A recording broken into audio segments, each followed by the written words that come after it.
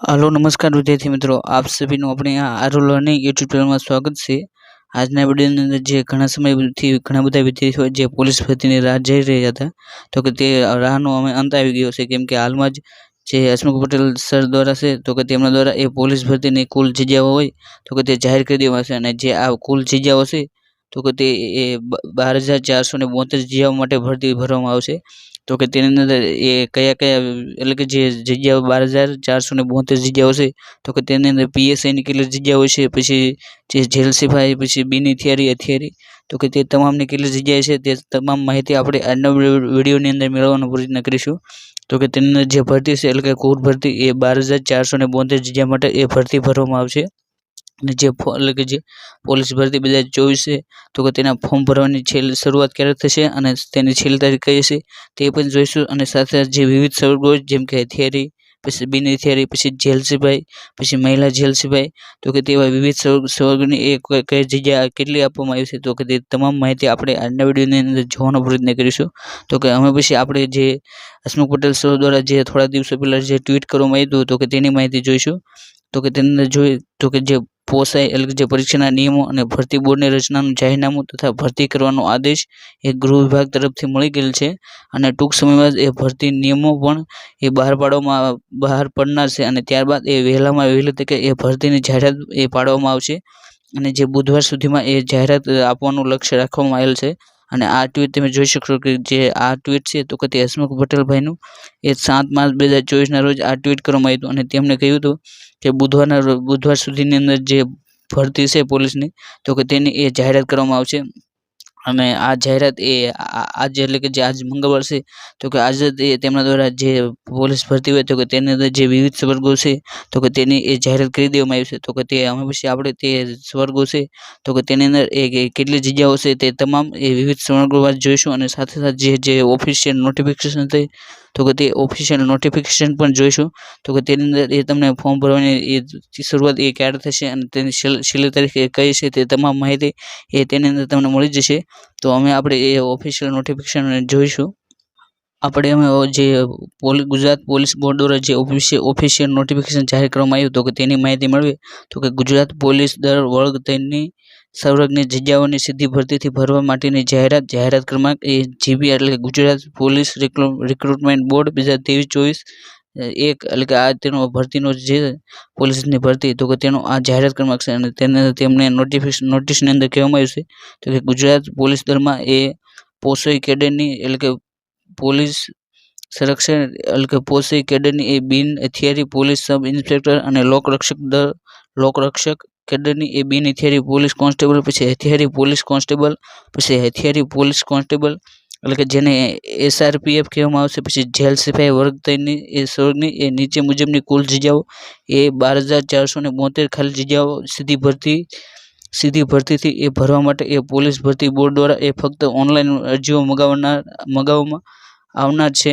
તો કે અમે આપણે એટલે કે અહીં તમને કહી દઉં જે કુલ જગ્યાઓ છે એટલે કે જે 12,772, તો કે તેની માટે એ તમામ ભરતી એ ઓનલાઈન અરજી તેની માટે મગાવવામાં આવશે। તો કે હવે આપણે જે તમામ જે સંવર્ગો છે, તો કે તેની વિગતવાર માહિતી જોઈશું। તો કે તેને જોઈ તો કે અહીં તમને અનુક્રમણિકા આપી છે, પછી અહીં તેનો સંવર્ગ આપ્યો છે, અને તેની અંદર કેટલી ખાલી જગ્યા છે તો કે તે માહિતી આપી છે। તો કે જેની અંદર જે બિન હથિયારી પોલીસ સબ ઇન્સ્પેક્ટર એટલે કે PSI, તો કે તેની એ 316 જગ્યાઓ માટે ભરતી આવશે, જ્યારે બિન હથિયારી પોલીસ સબ ઇન્સ્પેક્ટર મહિલા, તો કે તેની એ 156 જગ્યા છે, જ્યારે બિન હથિયારી પોલીસ કોન્સ્ટેબલ પુરુષ માટે તો કે 4,422 તેની જગ્યાઓ છે, જ્યારે બિન હથિયારી પોલીસ કોન્સ્ટેબલ મહિલા, તો કે તેની એ 2,178 જગ્યા માટે ભરતી કરવામાં આવશે, જ્યારે હથિયારી પોલીસ કોન્સ્ટેબલ પુરુષ, તો કે 2,212 જગ્યા માટે તેની ભરતી થશે, જ્યારે હથિયારી પોલીસ કોન્સ્ટેબલ મહિલા, તો કે તેની 1,090 જગ્યા માટે એ ભરતી થશે, જ્યારે હથિયારી પોલીસ કોન્સ્ટેબલ એટલે કે SRPF જેની અંદર માત્ર એ પુરુષો જ હોય છે, તો કે તેમને એ 1,000 જગ્યાઓ માટે એ ભરતી કરવામાં આવશે, જ્યારે જેલ સિપાઈ પુરુષ, તો કે તેમની એ 1,013 જગ્યાઓ માટે એ ભરતી કરવામાં આવશે, અને જેલ સિપાઈ મહિલા, તો કે તેમની એ 85 જગ્યા માટે ભરતી કરવામાં આવશે। અને આ રીતે એ કુલ જગ્યાઓ એ 12,472 જગ્યા થઈ જશે। એટલે કે અહીં તમને જે કયા સંવર્ગની અંદર કુલ કેટલી જગ્યા આપવામાં આવી છે, તો કે તે તમામ માહિતી અહીં તમને આપી દેવામાં આવશે।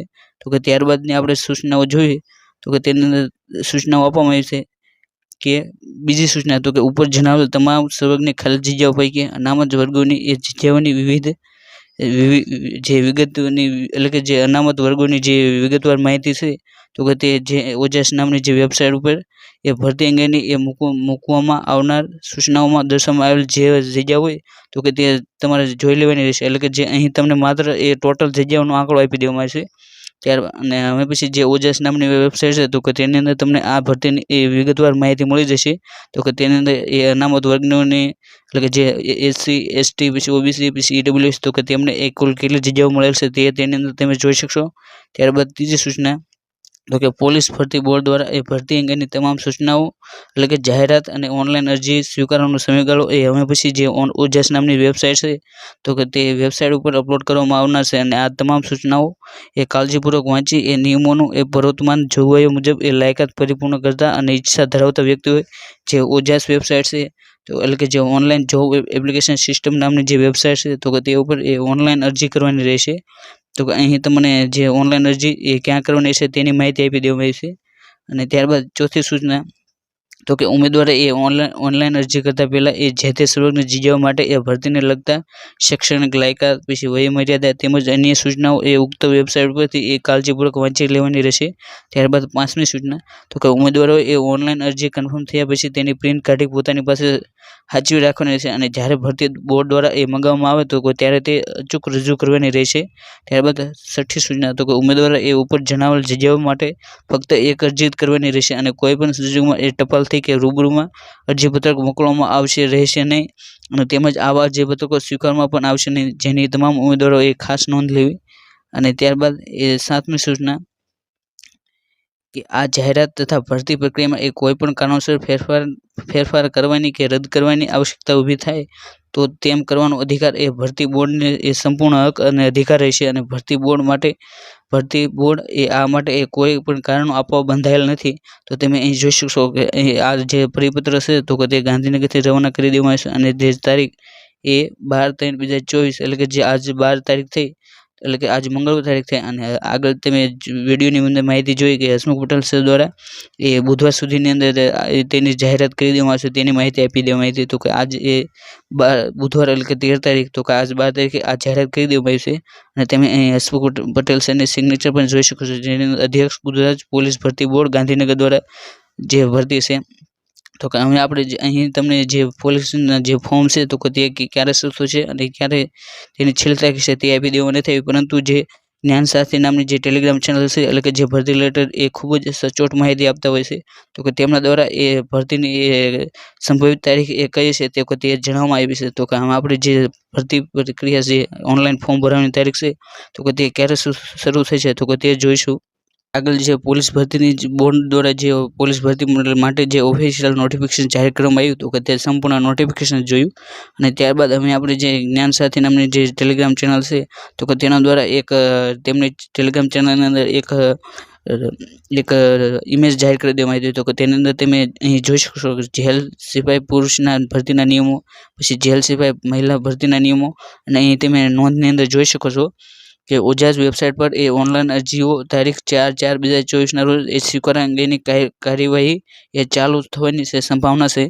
અને જ્યારે એ આ અંગેની જે વિગતોવાર માહિતી છે તો કે તે વેબસાઇટ ઉપર અને ઓજસના એટલે કે જે એલઆરડીની જે વેબસાઇટ છે તેની ઉપર અને જે ઓજસ નામની જે વેબસાઇટ છે તો કે તેની ઉપર એ ટૂંક સમયમાં મૂકવામાં આવશે.